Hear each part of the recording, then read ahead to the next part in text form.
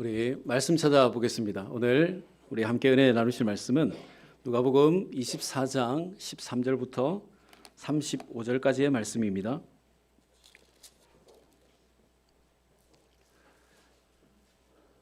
누가복음 24장 13절부터 35절까지의 말씀, 우리 한 절씩 교독하여 보지요. 제가 먼저 13절 말씀을 봅니다. 그날에 그들 중 둘이 예루살렘에서 25일이 되는 엠마오라 하는 마을로 가면서 그들이 서로 이야기하며 무난할 때에 예수께서 가까이 이르러 그들과 동행하시나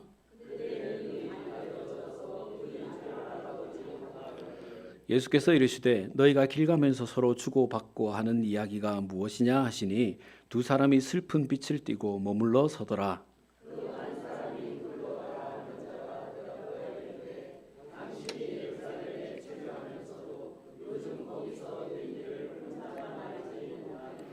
이르시되 무슨 일이냐? 이르되 나사렛 예수의 일이니 그는 하나님과 모든 백성 앞에서 말과 일에 능하신 선지자이거늘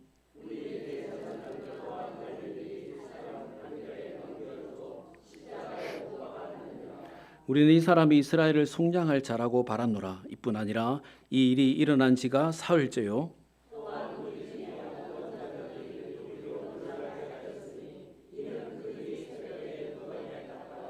그의 시체는 보지 못하고 와서 그가 살아나셨다 하는 천사들의 나타남을 보았다 함이라.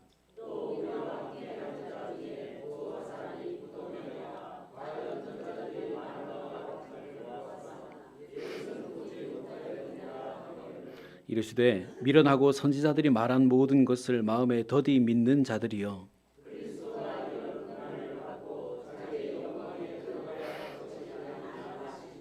이에 모세와 모든 선지자의 글로 시작하여 모든 성경에 쓴 바 자기에 관한 것을 자세히 설명하시니라.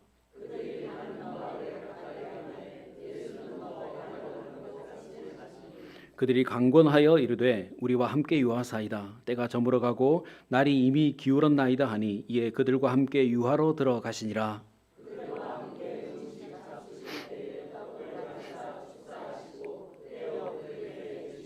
그들의 눈이 밝아져 그인 줄 알아보더니 예수는 그들에게 보이지 아니하시는지라.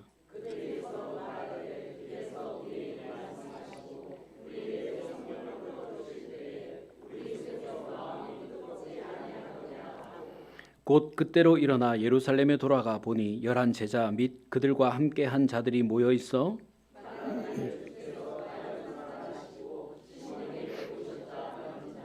우리 같이요. 두 사람도 길에서 된 일과 예수께서 떡을 떼심으로 자기들에게 알려지신 것을 말하더라. 아멘. 할렐루야. 아멘. 우리 앞뒤 좌우에 계신 분들께 이렇게 인사하죠. 오늘도 참 잘 오셨습니다. 은혜 많이 받으세요. 여러분, 오늘 말씀은 예수님께서 부활하신 그 다음 날에 있었던 이야기인데요. 13절 말씀에 보면 그날에 그들 중 둘이 예루살렘에서 엠마오라 하는 마을로 가면서라고 했습니다. 여러분, 예수님께서 살아계실 때만 해도 많은 사람들이 주님을 믿고 따랐습니다. 그리고 그 중에 예수님과 함께 공생애를 보낸 사람들을 12사도, 12제자라고 하고 또 그 외에 12제자는 아니었지만 수많은 사람들이 예수님을 스승으로 여기며 따랐습니다. 누가복음 10장에 보면 예수님께서 70명의 제자를 파송하는 이야기가 기록되어 있고 고린도전서 15장에 보면 주님이 부활하신 후에 500의 형제에게 일시에 보이셨다라고 하는 기사도 있습니다. 여러분, 이 기사들은 당시에 얼마나 많은 사람들이 예수님을 따랐는가 하는 것을 잘 설명해 주지요. 그리고 그날에 그들 중에 둘이라고 했으니까 9절 말씀에 기록된 대로 제자들 그리고 여인들과 함께 모여있던 제자 중에 두 사람이었던 것입니다. 여러분, 주님이 잡혀가실 때 제자들이 흩어진 이유가 무엇이지요? 예수님께서 빌라도의 관저에서 밤새 채찍에 맞으실 때 주님의 곁에 아무도 없었던 이유가 무엇입니까? 예수님께서 십자가에 매달려 계실 때에 골고다 언덕에 제자들이 없었던 이유가 무엇이지요? 혹시라도 제자라는 것이 밝혀져서 잡혀갈까 봐, 주님의 제자라는 것이 알려져서 나도 어려움을 당하게 될까 봐 두려워서 아니었습니까? 그런데 오늘 말씀에 등장한 이 사람들은 예수님께서 십자가에 못 박혀 죽으시고 다시 부활하실 때까지 어디 도망가지 않고 흩어지지 않고 함께 모여 있었다라고 했습니다. 그러니 그래도 제자로서의 본분을 끝까지 지키려고 했다는 말 아닙니까? 어떻게든 제자로서의 삶을 살아야지라고 생각했다는 말이지 않습니까? 근데 지금 이 두 사람은 엠마오로 갔다라고 했는데요. 아마도 이들은 예수님이 오신 갈릴리가 고향이 아니라 엠마오가 고향인 것 같습니다. 그동안 예수님의 제자로 잘 살아왔고 또 그렇게 살겠다고 결단하고 여기까지 따라왔지만 예수님의 부활을 믿지 못했기 때문에 이제 고향으로 돌아가는 중이었습니다. 여러분, 그러면 제자들이 돌아가면서 무슨 이야기를 했을까요? 여태까지 예루살렘에서 있었던 이야기, 지난 3년 동안 예수님의 제자로 살면서 있었던 이야기, 주님에 대한 이야기, 그런 이야기 할 것 아니겠습니까? 21절 말씀에 정말 우리를 구원할 메시아라고 생각했는데 예수님이 십자가에서 이렇게 못 박혀 죽을 줄 누가 알았겠냐? 빈들에서 오병이어의 기적을 일으키실 때만 해도 정말 하나님의 아들인 줄 알았는데 어떻게 이렇게 허무하게 죽어버리냐? 정말 예수님이 하나님의 아들인 줄 알았는데 이게 뭐냐? 그렇게 서로 이런 이야기를 하면서 걸어가고 있는데 15절 말씀에 기록된 대로 갑자기 예수님께서 나타나셔서 함께 걸어가십니다. 그런데 여러분 16절 말씀에 기록된 대로 이 사람들은 눈이 가리워져서 지금 함께 걸어가고 있는 사람이 예수님이신 줄 알아보지 못했다 그랬습니다. 그리고 17절부터 24절 말씀에 예수님과 걸어가면서 이야기를 합니다. 너희들 지금 무슨 이야기하고 있어? 아니 너는 예루살렘에서 오면서 어떻게 예루살렘에서 일어난 일을 몰라? 무슨 일인데? 나사렛 예수가 십자가에 못 박혀 죽었어. 우리를 구원할 사람인 줄 알고 여태까지 따라왔는데 그렇게 죽을 줄 누가 알았겠어? 오늘이 사흘째가 되는 날인데 어떤 여자들은 무덤이 비어 있었다고 말하고 천사를 봤다고 말하고 살아났다고 말하는데 아직도 부활한 예수를 본 사람은 아무도 없어. 그러니 주님이 말씀하십니다. 25절부터 26절 말씀에 이르시되 미련하고 선지자들이 말하는 것을 더디 믿는 자들이여 그리스도가 이런 고난을 받고 자기 영광에 들어가야 할 것이 아니냐 하시고, 무슨 말이죠? 선지자들이 한 말을 너희들은 왜 빨리 안 믿어? 그리스도가 십자가에 못 박히고 살아난다고 선지자들이 이야기했잖아. 그러면 선지자들이 그렇게 말했으면 살아날 것 아니냐? 말씀하셨으니까 반드시 살아날 텐데 너희들은 왜 못 믿어? 이런 말이에요. 그래서 주님이 27절 말씀에 기록된 대로 모세로부터 시작해서 선지자의 그 말과 성경에 있는 예수님에 관한 많은 이야기들을 걸어가면서 이 두 사람에게 해 주었습니다. 그렇게 엠마오에 도착하게 되는데 이 사람들이 예수님의 말씀을 더 듣고 싶어 했습니다. 그래서 예수님께 간구해서 오늘 밤만 우리랑 같이 머물면서 이 이야기를 좀 더 해 주십시오. 이렇게 했죠. 여러분 30절 말씀에 기록된 대로 예수님께서 그 사람들과 방에 들어가셔서 떡을 떼어 주시면서 축사하셨다 그랬습니다. 근데 그때 놀라운 일이 일어나는데요. 우리 31절 말씀을 같이 한번 보겠습니다. 31절 말씀 우리 같이 봅니다. 자, 시작. 그들이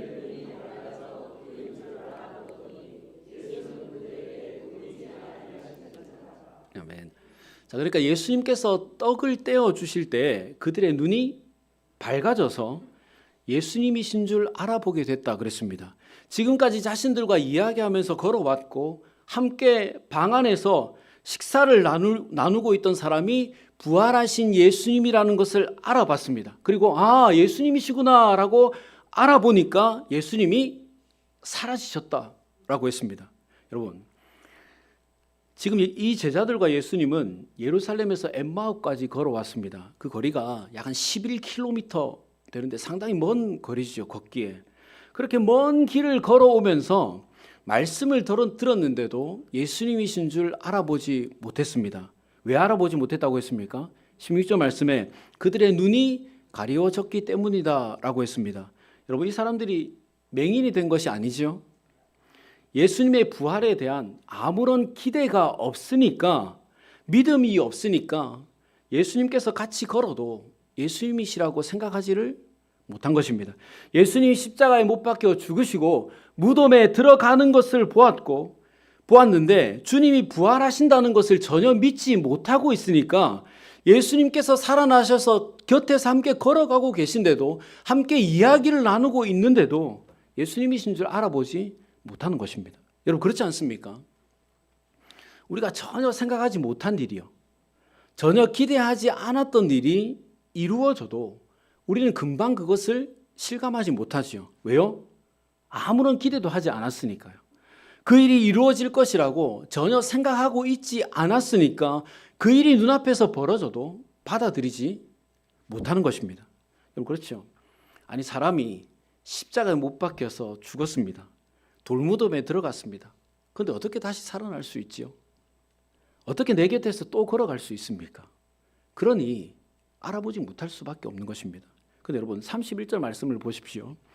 분명히 16절 말씀에서는 그들의 눈이 가리워져서 예수님을 알아보지 못했다라고 했습니다.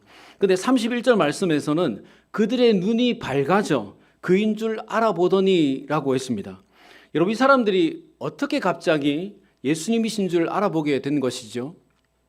어떻게 가리워져 있던 것이 벗겨지게 됐습니까? 어떻게 예수님을 알아보게 된 것입니까? 여러분, 주님이 어떻게 해주셨지요? 30절 말씀에 떡을 떼어 주시니 라고 했습니다.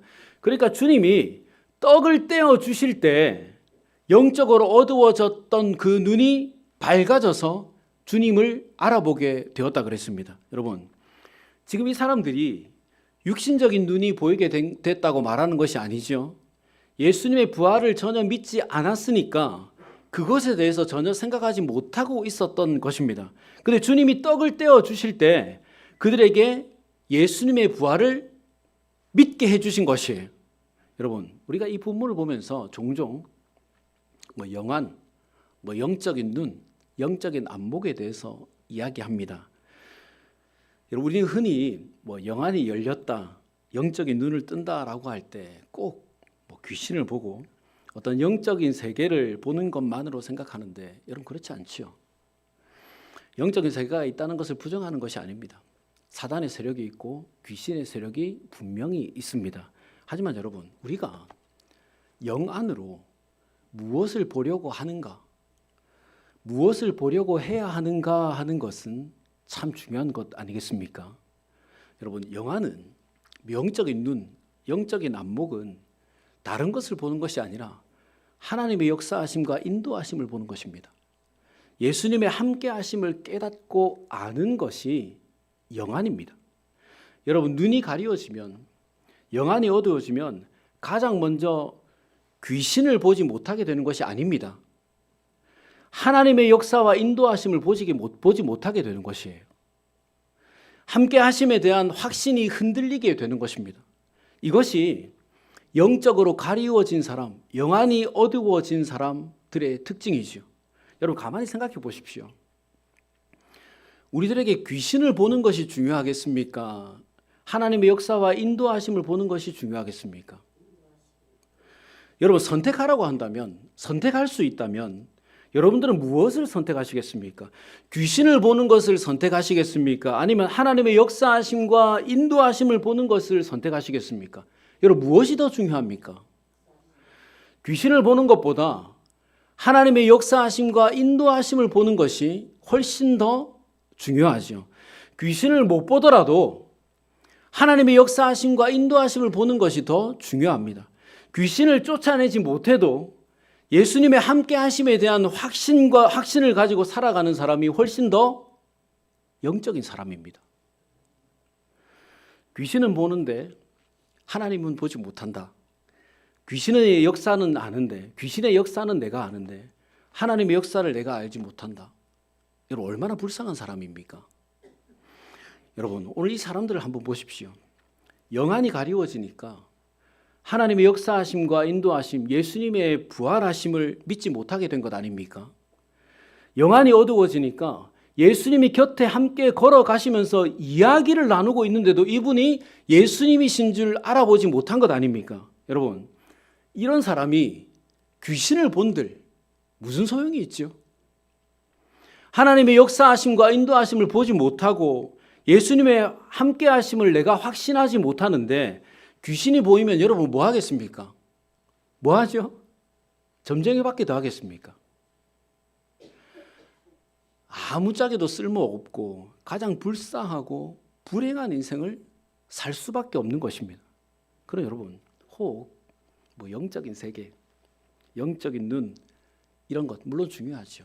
하지만 그것에 지나치게 관심을 가지지 마시고 오히려 우리 삶에 행하시는 하나님의 역사하심과 인도하심, 예수님의 함께하심을 확신하는 삶을 살아가는데 여러분 더 관심을 가지고 살아가십시오. 그것이 진정 영적인 사람이 되는 것이고 영적인 삶을 사는 것이고 그것이 영적인 능력인 것입니다. 여러분, 오늘 이 사람들은 눈이 가리워져서 부활하신 예수님이 곁에 계신데도 알아보지 못했지만 주님은 그들에게 가셔서 말씀을 들려주시고 떡을 떼어 주심으로 그들의 눈을 밝혀 주셨습니다. 그리고 그들은 주님이 부활하셨고 주님이 나와 함께 하신다는 것을 믿고 알게 되었습니다. 이 시간 예배하는 우리 모두 가려진 눈을 밝혀주시는 우리 주님 때문에 주님이 부활하셨고 부활하신 주님이 오늘도 나와 함께하고 계신다라고 하는 것 깨닫고 믿게 되시기를 주님의 이름으로 축원합니다. 여러분, 그리고 이들의 눈이 밝아져서 예수님이신 줄 알아보고 나니까 한 가지 더 깨달아진 것이 있었습니다. 제가 가장 좋아하는 장면 중에 하나인데요. 우리 같이 여러분 32절 말씀을 한번 보겠습니다. 32절 말씀 우리 같이 한번 읽겠습니다. 자, 시작. 그들이 서로 말하되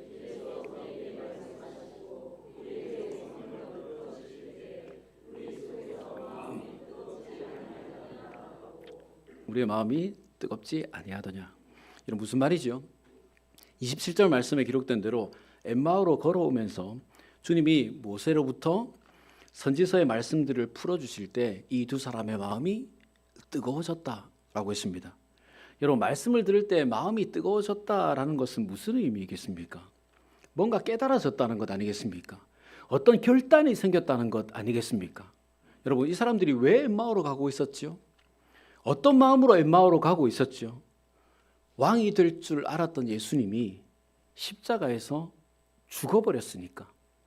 혹 다시 살아난다고 해서 사흘을 기다렸지만 아무런 소식이 없으니까 야, 이제 정말 끝났나 보다.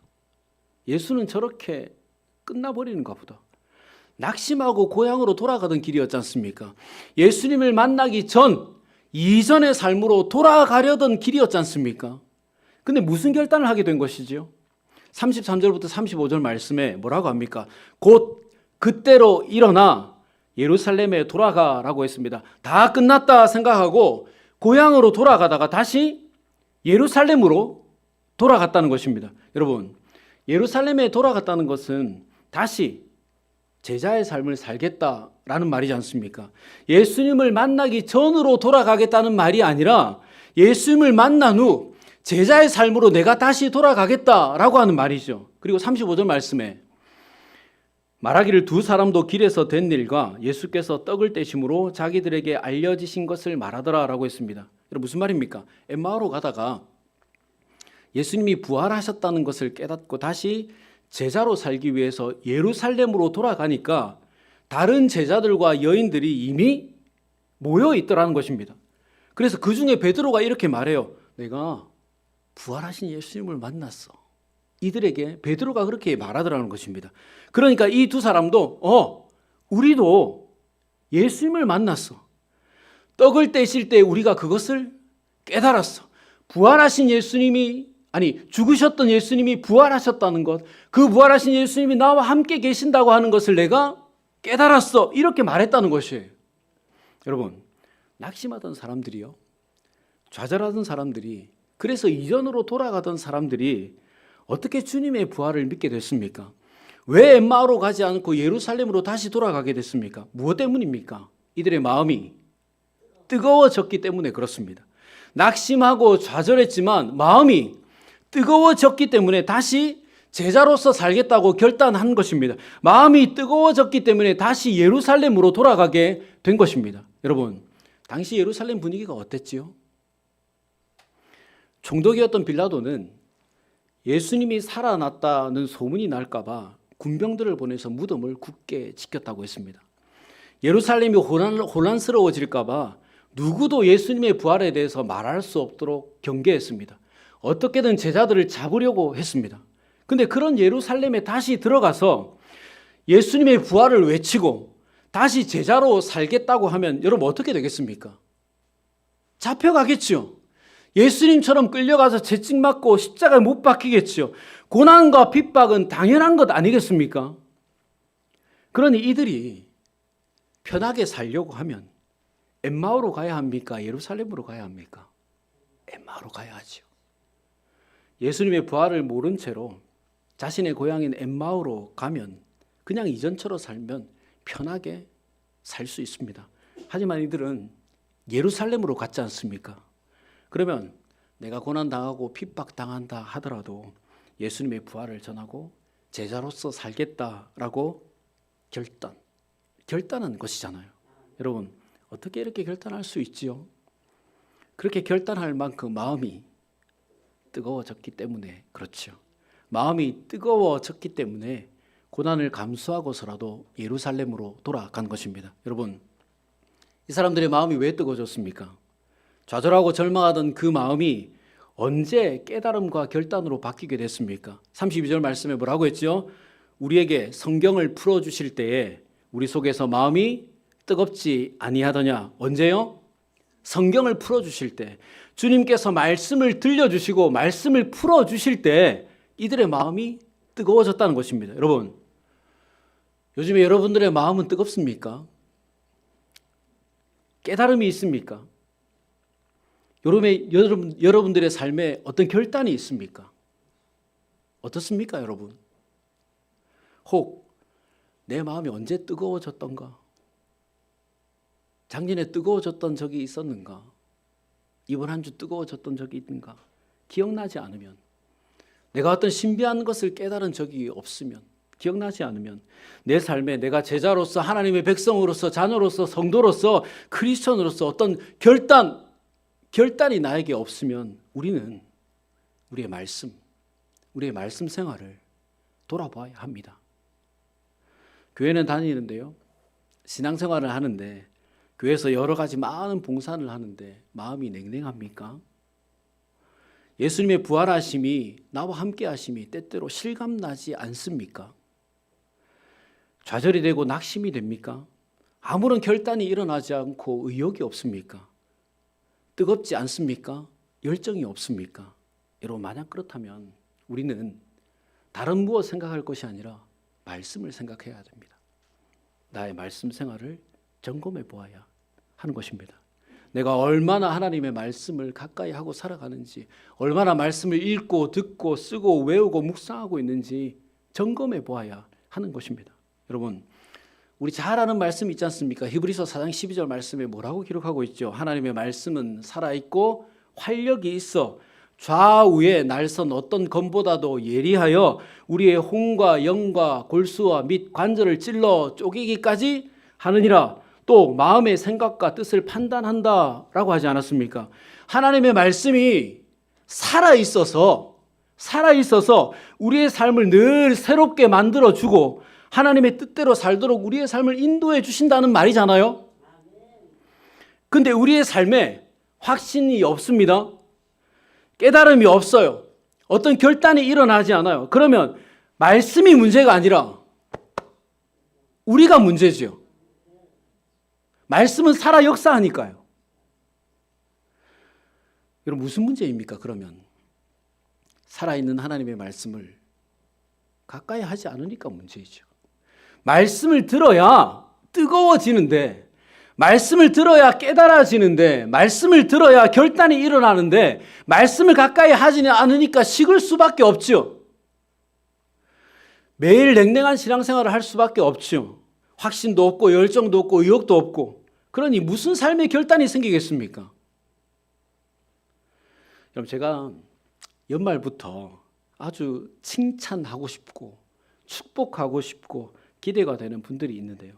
여러분, 오예배 마치고 나면 몇 분이 모여서 말씀을 읽습니다. 읽고 계십니다. 처음에는 뭐 몇 장 읽고 마시겠지 생각했는데 최근에 보니까 뭐 1시간 반, 2시간씩 말씀을 읽으세요. 교회에서요. 여러분, 주일 오후요. 오후가 우리에게 뭐 힘이 있고 막 활력이 넘치는 시간입니까? 아니죠. 오예배 때 이미 우리 반쯤 히터에 익어가지고 노골노골 눈 감기는 시간이잖아요. 빨리 집에 가서 쉬고 싶은 시간이지 않습니까? 근데 매주 모여서 말씀 읽는 것을 보고는 목회자로서 참 뿌듯하구나, 유익하고 주님이 참 기뻐하신 모습이구나 생각이 되어졌습니다. 여러분, 2026년에 이분들이 이 한 해를 어떻게 살아가는지 여러분들 유심히 한번 보십시오. 분명히 이전보다 깊은 영성을 지닌 사람들이 될 것입니다. 분명히 그동안 깨닫지 못한 신비한 것들을 깨닫게 될 것입니다. 새로운 결단으로 더욱 성숙한 삶을 살아가게 될 것입니다. 여러분, 제가 왜 이렇게 말씀드릴 수 있지요? 하나님의 말씀이 우리를 그렇게 만들기 때문에 그렇습니다. 하나님의 말씀이 우리를 깊은 영성의 사람으로 만들어주고, 하나님의 말씀이 우리에게 신비한 것들을 깨닫게 해주고, 하나님의 말씀이 우리에게 결단하게 하기 때문에 그렇습니다. 결국 하나님의 말씀이 우리의 마음을 뜨겁게 만들기 때문에 그래요. 여러분, 오늘 이 사람들이 언제 뜨거워졌다 그랬지요? 언제 깨닫고 언제 결단하게 되었다 그랬습니까? 말씀을 들을 때요. 우리에게 말씀하시고 성경을 풀어주실 때 우리 속에서 마음이 뜨겁지 아니하더냐? 그럼 여러분, 우리 이제 하나님의 말씀이요, 성경이요, 가까이 하십시다. 가까이 듣고 읽고 묵상하고 또 외우고 나누고 할 수 있는 거 다 한번 해보십시다. 더 많이 해보십시다. 계속 해보십시다. 그래서 정말 말씀이 살아서 어떻게 역사하시는지, 우리의 삶을 어떻게 바꾸어 가는지, 우리의 영과 골수를 어떻게 찔러 쪼개서 우리의 삶의 죄된 습성과 방식들을 어떻게 다 몰아내는지 우리 스스로 한번 증명해 보십시다. 하나님의 말씀이 살아있으니 그렇게 역사하지 않겠습니까? 여러분, 우리가 이렇게 말씀을 가까이 할 때 하나님께서 우리의 마음을 뜨겁게 하실 것입니다. 그래서 더 말씀을 깨닫게 해주실 것이고, 좌절하고 절망하는 삶이 아니라 믿음으로 결단하는 삶을 살게 해주실 것입니다. 우리를 더 깊은 영성의 사람으로 만들어줄 것이고, 신비한 것들을 깨닫게 해줄 것이고, 새로운 결단을 하게 만들어줄 것입니다. 그러므로 이 시간 예배하는 우리 모두 말씀을 가까이 함으로 마음이 뜨거워지는 은혜를 경험하게 되시기를 주님의 이름으로 축원합니다. 여러분, 오늘 말씀의 제목을 식으면 잃어버린다라고 했습니다. 여러분, 뭘 잃어버렸을까요? 이유가 있습니다. 여러분, 교회차를 구입하면서요, 교회 이름이 새겨진 명판을 양쪽에 붙였습니다. 왼쪽 오른쪽 문에다가요. 그 명판이 자석으로 되어진 것인데요. 자석이요. 이번 주에 보니까 한쪽 명판이 온데간데가 없어요. 여기저기 아무리 찾아봐도 없습니다. 떨어진 거죠. 잃어버린 것입니다. 분명히 그걸 만들어준 어떤 분이 자석이라고 해서 150km로 달려도 떨어지지 않는다고 했습니다. 왜 떨어졌을까 생각하고 인터넷을 막 찾아보니까요, 자석의 힘이 항상 같지 않다고 했습니다. 자석의 힘이요. 일정한 온도 이상 올라가면 이 자석의 힘이 더 강해지고, 그러니까 뜨거워지면 더 강해지고, 일정한 온도 이하로 내려가면 자석의 힘이 약해진다고 했습니다. 그러니까 더우면 더 강하게 붙게 되고, 추우면 떨어진다는 거예요. 그럼 여러분, 결론적으로 교회 명판이 떨어진 이유가 뭐지요? 자성이 약해져서 그렇죠. 그럼 왜 약해졌습니까? 네, 온도가 떨어져서요. 뜨거울 때는 잘 붙어 있다가 추워지니까 식으니까요. 떨어진 것이에요. 여러분, 오늘 이 두 사람이 예수님의 부활을 믿지 못하고 좌절하고 절망하면서 엠마오로 간 이유가 뭐지요? 식었죠. 온도가 떨어졌죠. 예수님이 살아계셔서 오병이어 기적을 막 일으키실 때는 뜨거워서 예수님이 하나님의 아들이 맞구나. 저분이 그리스도시구나. 뜨거웠으니까 따라다녔는데 이제 예수님이 무덤에 들어가 버렸습니다. 3일이 지났는데 살아나지 않아요. 눈앞에 보이지 않으니 식어버렸죠. 그래서 주님의 부활하심을 믿지 못하고 사명을 잃어버린 것입니다. 근데 어떻게 주님의 부활을 다시 믿게 됐습니까? 어떻게 다시 제자로 살겠다고 결단하게 됐죠? 마음이 다시 뜨거워졌으니까요. 식었던 마음이 다시 뜨거워졌으니까요. 온도가 다시 올라갔으니까요. 그러면 식었던 마음이 왜 뜨거워졌죠? 어떻게 다시 온도가 올라갔습니까, 여러분? 말씀을 들었으니까요. 주님이 식었던 제자들을 찾아가셔서 말씀을 들려주시니까 이들이 다시 뜨거워졌습니다. 말씀을 들을 때 식었던 마음이 뜨거워졌고 말씀을 들을 때 다시 온도가 올라갔습니다. 그리고 여러분, 식어서 떨어진 명파는 어디서 떨어졌는지 언제 떨어졌는지 여러분 알지 못해요. 제가 아무리 다녀도 찾지 못했습니다. 여러분, 우리도 그래요. 우리의 마음이 언제부터 식었는지, 언제부터 온도가 내려가고 있었는지 우리는 잘 알지 못합니다. 하지만 여러분, 분명한 것은 우리가 하나님의 말씀을 멀리하면 그때부터 우리의 마음은 식어지게 되고 온도가 내려가다가 나중에는 떨어지게 되는 것입니다. 여러분, 완전히 떨어진다는 것은 주님의 살아계심과 부활하심과 함께하심을 확신하지 못하게 되는 것이고 삶의 깨달음과 결단이 사라져버리게 되는 상태를 말합니다. 여러분, 우리 그렇게 살아서야 되겠습니까? 하나님의 백성으로 자녀로서 제자로서 식어서 떨어진 그 명판처럼 우리가 살아서야 되겠습니까? 오늘 이 두 사람처럼 뜨거운 마음을 가지고 주님의 살아계심과 부활하심을 믿고 믿었으면 그것을 내가 전해야지 라고 결단하는 삶을 살아야 되지 않겠습니까? 말씀으로 뜨거워져서 절대로 떨어지지 않는 그 명판이 되어 언제 어디서나 나 성도입니다, 나 그리스도인입니다 라고 전하는 사람, 예수님이 살아계셔서 부활하셔서 살아계십니다, 우리와 함께 하십니다, 이렇게 전하는 사람이 되어야 되지 않겠습니까? 식으면 잃어버리게 되는 것이에요. 여러분, 우리 하나님 어떤 하나님이십니까? 좋으신 하나님이시죠. 하나님은 우리의 가리워진 눈을 밝혀주셔서 부활하신 주님이 우리와 함께 하신다는 것을 깨닫게 해주시는 좋으신 하나님이십니다. 그리고 말씀을 통해서 우리를 뜨겁게 하셔서 우리를 영성의 사람으로 만들어주시고 신비한 것들을 깨닫게 하시고 새로운 결단을 하게 하시는 좋으신 하나님이십니다. 그럼 여러분, 우리 어떻게 살아가야 되겠습니까? 어떻게 살아야 되죠? 하나님의 말씀을 늘 가까이 하면서 살아야 하지요. 매일 하나님의 말씀을 듣고 읽고 외우고 묵상하고 나누면서 살아서 뜨거운 사람으로 살아야 하는 것입니다. 하나님의 말씀이 우리를 깊은 영성으로 인도해 주실 것입니다. 신비한 것들을 깨닫게 해 주실 것입니다. 하나님의 말씀이 우리로 하여금 2026년 이 한 해를 새로운 결단으로 충만하게 만들어 주실 것입니다. 그러므로 식으면 잃어버린다 라는 생각을 가지고 우리 식어서 잃어버리는 사람이 아니라 늘 하나님의 말씀을 가까이 하여서 뜨거운 사람 되어 우리 깨달음과 또 결단이 있는 우리 제자의 삶을 다 살아가게 되시기를 주님의 이름으로 축원합니다. 같이 기도하겠습니다. 좋으신 하나님, 감사합니다.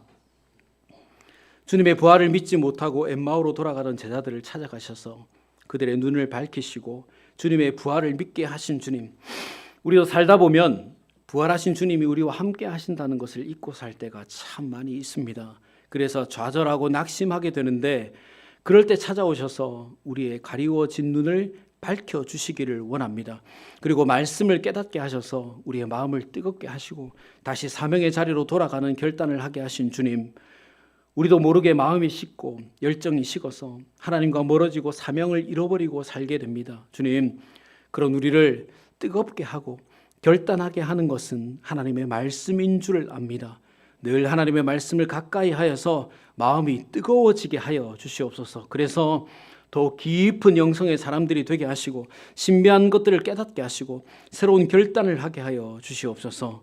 이번 한 주도 식으면 잃어버린다라는 생각을 가지고 늘 하나님의 말씀을 가까이 하여서 뜨거운 사람으로 살아가기를 원하오며 예수님의 이름으로 기도드리옵나이다. 아멘.